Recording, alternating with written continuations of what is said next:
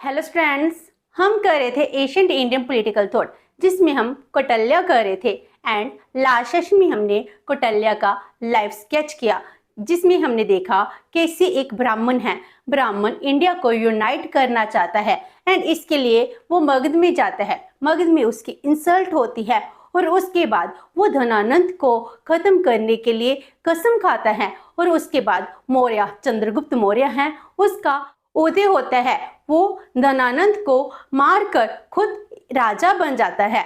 तो उसके बाद जब वो चंद्रगुप्त के शासन में रह रहा था तो कौटिल्य, जिसको हम चाणक्य कहते हैं, चाणक्य प्राइम मिनिस्टर था। उस टाइम उसने एक बहुत ही फेमस बुक लिखी थी जिसको हम अर्थशास्त्र कहते हैं। तो कौटिल्य अर्थशास्त्र आज हम इस सेशन में अर्थशास्त्र के रिगार्डिंग करेंगे जिसको साइंस ऑफ पॉलिटिक्स कहा जाता है, जिसको साइंस ऑफ पॉलिटिकल इकोनॉमी भी कहा जाता है। तो अर्थशास्त्र आ ग्रेट वर्क। जो अर्थशास्त्र है वो सिर्फ इंडिया में ही नहीं बल्कि इंडिया से बाहर भी बहुत अच्छे से स्टडी की जाती है। जो कौटिल्य के व्यू हैं बहुत ही रियलिस्टिक व्यू हैं जो अर्थशास्त्र के रूप में हमको दिखते हैं। तो ये माना जाता है जो अर्थशास्त्र है, अर्थशास्त्र किसके द्वारा लिखी गई है? By Kautilya as a kind of handbook for Chandragupta, जिसको उसने शासन पर बिठाया था as a kind of handbook for Chandragupta, instructing him in how to reign over a kingdom and encourage direct action in addressing political concern। तो इसमें सब कुछ डिफाइन कर दिया।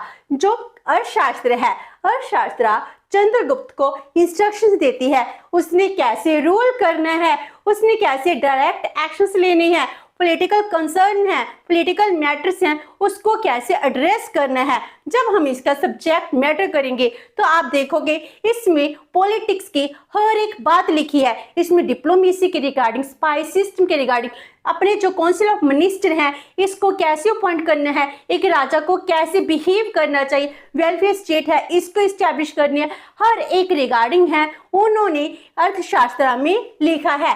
तो जो अर्थशास्त्र है it deals with political science, international relation, foreign country हैं उनके साथ कैसे रिलेशन बनाने चाहिए, डिप्लोमेसी कैसी होनी चाहिए, सिक्योरिटी स्टडीज की है, इकोनॉमिक्स की स्टडी की है, मैनेजमेंट की स्टडी की है, फिस्कल एंड मॉनेटरी पॉलिसी जो उस टाइम भी एक राजा को बताती हैं कि लोगों के पर कितना टैक्स इंपोज होना चाहिए, पब्लिक एडमिनिस्ट्रेशन, हर एक चीज के रिगार्डिंग अर्थशास्त्र है वो डील करती है। तो अर्थशास्त्र सच में ही बहुत ही इंपॉर्टेंट वर्क बन जाता है जिसमें उसने हर एक एस्पेक्ट को कवर किया है। इसलिए तो कौटिल्य की जो अर्थशास्त्र है वो आज भी बहुत ज्यादा सेल होती है।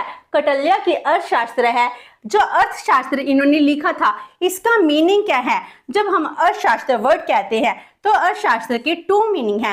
फर्स्ट मीनिंग है, अर्थ का मीनिंग होता है टेरिटरी। तो अर्थशास्त्र में ये डिफाइन किया गया है strategy of acquiring more territory, हमने ज्यादा टेरिटरी को एक्वायर करना है, इसके लिए आपकी कौन सी पॉलिसी होनी चाहिए, आपको कौन सी स्ट्रेटजी को अडॉप्ट करना है। नंबर 2, अर्थ का मीनिंग होता है वेल्थ। अर्थ मीन्स वेल्थ। जब हम इकोनॉमिक्स की बात करते हैं इसको हिंदी में अर्थशास्त्र कहते हैं। तो अर्थ का मीनिंग हो गया वेल्थ, जैसे जो हमारी मनी है, इनकम है, वेल्थ है, इसको कैसे अर्न करना है, मॉनेटरी फिस्कल पॉलिसीज है जो अर्थ में ही इंक्लूड होती हैं।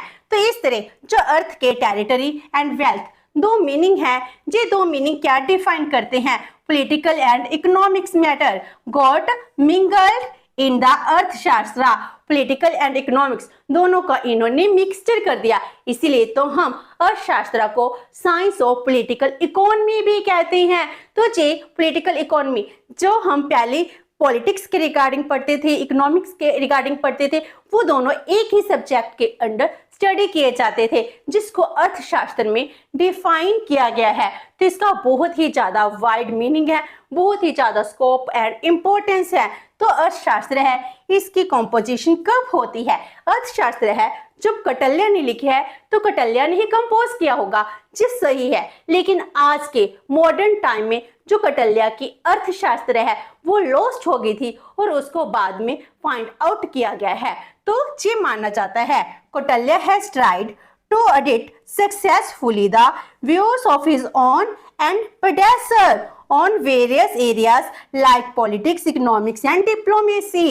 तो इससे हमको पता चलता है जो कौटिल्य है, कौटिल्य ने अर्थशास्त्र लिखी, लेकिन जब उन्होंने अर्थशास्त्र लिखी जो उससे पहले भी व्यू थे पॉलिटिक्स के रिगार्डिंग, डिप्लोमेसी के रिगार्डिंग, इकोनॉमिक्स के रिगार्डिंग, पब्लिक एडमिनिस्ट्रेशन के रिगार्डिंग, उन सबको उन्होंने कंपाइल किया, प्लस अपने प्रेडेसेसर के प्लस अपने जो दोनों के व्यू थे इनको सक्सेसफुली अगर किसने लिखा है तो कौटिल्य ने लिखा है, जिसको चंद्रगुप्त मौर्य के टाइम में लिखा गया, जिसको माना जाता है 3rd सेंचुरी BC में लिखा गया होगा। तो इस तरह कौटिल्य ने जे अर्थशास्त्र को लिखा था, लेकिन उसका जो ओरिजिनल वर्क है कहीं खो गया था। This work was considered lost until a later copy has discovered in 1905 AD। Britisher period में 1905 में इसकी एक कॉपी को डिस्कवर किया गया by the Sanskrit scholar Rudrapath Shyama Shastri. इन्होंने जो अर्थशास्त्र की कॉपी है इसको संस्कृत में फाइंड आउट किया और उसके बाद उन्होंने 1909 में पब्लिश किया एंड ट्रांसलेटेड इनटू इंग्लिश 1915। तो 1915 में इसको पब्लिश किया जाता है। तो इस तरह जो इसकी फर्स्ट कॉपी है 1915 में पब्लिश होती है। तो जैसे आप देखोगे अर्थशास्त्र है, जे अर्थशास्त्र की बुक है, इसको श्यामा शास्त्री ने राइट किया है एंड इसमें फर्स्ट पब्लिश कब होती है 1915 में, जो इंग्लिश में ट्रांसलेट की गई थी, जिसमें बहुत ही ज़्यादा वाइड स्कोप है, इसको डिफाइन किया गया था। जब हम इसका सब्जेक्ट मैटर करते हैं तो सब्जेक्ट मैटर में इसकी 15 बुक्स हैं, इसमें इसको समअप कर डिफाइन किया गया है।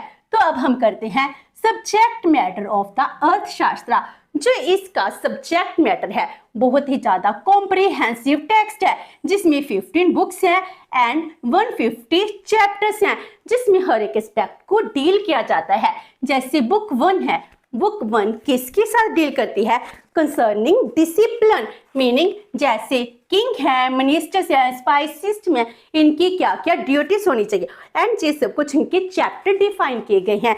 हर एक को डिफाइन किया गया है, एक मिनिस्टर्स की क्वालिटीज क्या होनी चाहिए, क्या रिस्पॉन्सिबिलिटीज होनी चाहिए, हर एक एस्पेक्ट को अच्छे से डिफाइन किया गया है। इसी तरह इसमें टोटल 15 बुक्स हैं जिसको डिफाइन किया गया है, जिसमें हर एक डिफरेंट एस्पेक्ट के साथ डील की गई है। तो बहुत ही ज़्यादा वाइड स्कोप है जिसमें अर्थशास्त्र के रिगार्डिंग डिफाइन किया गया है। एंड इसके बाद सेकंड बुक आती है duties of the government superintendent, meaning जो गवर्नमेंट के सुपरिटेंडेंट हैं उनकी क्या ड्यूटीज होनी चाहिए, अगर रूरल एरिया में जा रहा है उसकी क्या ड्यूटी है, एंड कोई स्टोर हाउस में लगा है उस सुपरिटेंडेंट की क्या ड्यूटी होनी चाहिए, कॉमर्स की क्या होनी चाहिए, एग्रीकल्चर सेक्टर की सुपरिटेंडेंट की क्या ड्यूटीज होनी चाहिए, हर एक ड्यूटी को डिफाइन किया गया है। एंड बुक 3 है वो किसके साथ कंसर्न है, विद लॉ, मीनिंग अगर आपके एडमिनिस्ट्रेशन में अच्छे से लॉ वर्क नहीं करेगा, लॉ को ब्रीच करेंगे तो बहुत ही प्रॉब्लम क्रिएट हो जाएगी। सिविल लॉ, क्रिमिनल लॉ, इनको बहुत ही अच्छे से डिफाइन किया है कौटिल्य ने। बुक 4 से लेकर 6 तक स्टेट्स, किंगशिप, सॉवरेंटी है, इसके रिगार्डिंग डिफाइन किया है। सॉवरेंटी जिसमें सप्तम थ्योरी है उसको भी डिफाइन किया गया है इन बुक नंबर 6। एंड उसके बाद आती है बुक 7 से लेकर 8 तक, जो ये बुक है फॉरेन पॉलिसी के रिगार्डिंग बताती है, 6 फोल्ड पॉलिसी को डिफाइन करती है, जो उस टाइम के मिनिस्टर्स हैं या फिर अदर पर्सन हैं उनकी वाइसेस हैं, कैलमिटीज हैं, इनको डिफाइन करती है। एंड बुक 9 से लेकर 14 तक है फॉरेन पॉलिसी को, डिप्लोमेसी को, वॉर को डिफाइन करती है। इन्वेडर है, वॉर है, स्ट्रेटेजिक मीन्स हैं वो कौन से यूज करनी चाहिए, सीक्रेट मीन्स की बात करती हैं, अगेंस्ट एनिमी अगर उनको पॉइजन देनी पड़े उसको यूज करना चाहिए। मंत्र है, मंत्र विधि के साथ जो हमारा दुश्मन है इससे हमको बचना चाहिए। कहीं कहीं पीसफुल मीन्स को भी यूज किया है, अगर वॉर के बिना काम नहीं चल रहा वॉर भी इन्होंने डिफाइन की है और उसके लिए मीन्स हैं वो भी इन्होंने अपनी डिफरेंट बुक्स में डिफाइन किए हैं। एंड जो लास्ट बुक है book 15 the plan of treatise, ये सब डिफाइन किया है। तो जो अर्थशास्त्र का स्कोप है बहुत ही ज़्यादा वाइड हो जाता है, जो बहुत ही इंपॉर्टेंट है। जो आने वाले चैप्टर्स हैं हम इसके रिगार्डिंग डिफरेंट करेंगे। जैसे हम नेक्स्ट सेशन में पहले किंगशिप के रिगार्डिंग करेंगे, जिसमें एक किंग की ड्यूटीज क्या होनी चाहिए, एक किंग की क्या राइट्स हैं, क्या क्वालिटीज वर्चुअस हैं, वो डिफाइन की हैं। देन उसके बाद जो सॉवरेंटी है, जैसे एक स्टेट है, स्टेट की सप्तअंक थ्योरी दी गई है कौटिल्य के द्वारा, फिर वो डिफाइन करेंगे। And last one is importance of the अर्थशास्त्र, जो उन्होंने अर्थशास्त्र लिखी है इसकी क्या इंपॉर्टेंस है। जो अर्थशास्त्र है सबसे पहले हम एशियंट इंडियन पॉलिटिकल थॉट की बात कर रहे हैं। एंड इसमें जो अर्थशास्त्र है जो सेक्युलर है, इसमें किसी भी धर्मशास्त्र के रिगार्डिंग नहीं डिफाइन किया गया, किसी एक रिलीजन को लेकर नहीं डिफाइन किया गया। इसमें राजा है, राजा की ड्यूटी से बताई हैं, उसकी क्वालिटी से बताई हैं, उसके लिए उसको क्या करना चाहिए, एक स्टेट को वेलफेयर कैसे बनाना चाहिए, जो सबके लिए सेम है। तो ये क्या है, secular in character, free from the influence of धर्मशास्त्र, धर्म के अकॉर्डिंग जे कुछ भी डिफाइन नहीं करता है। तो trade politics as an independent branch of study, जे कहते हैं पॉलिटिक्स की हमको इंडिपेंडेंट सब्जेक्ट की तरह स्टडी करनी चाहिए, क्योंकि पॉलिटिक्स के बिना जो हमारी सोसाइटी है अच्छे से अपनी रिक्वायरमेंट्स को फुलफिल नहीं कर सकती है, एक सोसाइटी का वेलफेयर नहीं हो सकता। इसीलिए अगर टैक्सेशन पॉलिसी है अगर वो सही नहीं होगी तो आम लोग हैं उनके ऊपर ही बर्डन इंक्रीज होगा। It reviews the various aspect of state craft both theoretically and practically, जिस स्टेट क्राफ्ट के हर एक एस्पेक्ट को डील करती है। Use peace and war as instruments of foreign policy, जैसे हमने कहा फॉरेन पॉलिसी बता रहे हैं, उसमें कभी कभी हमको पीस से काम लेना चाहिए और वॉर भी करनी चाहिए। वॉर के कौन कौन सी मीन है, इसके जो इंस्ट्रूमेंट है फॉरेन पॉलिसी के, इसके लिए कहा गया है आपको अपने इंटरेस्ट को प्राइम रखना है। नेशनल इंटरेस्ट को अचीव करने के लिए अगर आपको किसी के साथ संधि करनी पड़ती है वो भी कर सकते हो, और वॉर करनी पड़े वो भी कर सकते हो। Peace and war use this instruments of foreign policy defines the conditions of efficient administration. अगर आप चाहते हो आपका एडमिनिस्ट्रेशन एफिशिएंट हो, उसके रिगार्डिंग कंडीशंस बताई हैं, राजा की ड्यूटीज बताई हैं, उसको क्या काम करना चाहिए। Throw a flood of light on the material, social and economic conditions of the 3rd and 4th century BCE, before Christian era. उससे पहले की हमको पहले नहीं पता चलता उस टाइम कंडीशंस क्या थी, उनकी मटेरियल, उनकी सोशल, इकोनॉमिक, पॉलिटिकल कंडीशंस हैं, इनका पता हमको अर्थशास्त्र के थ्रू ही पता चलता है। इसलिए ये बहुत ही इंपॉर्टेंट है, जिसमें हमारी क्लासिकल वर्क है इसको अच्छे से रिप्रेजेंट किया गया है। अगर हम मैकियावेली की प्रिंस की बात करते हैं उससे भी कहीं ज़्यादा इंपॉर्टेंट अर्थशास्त्र है।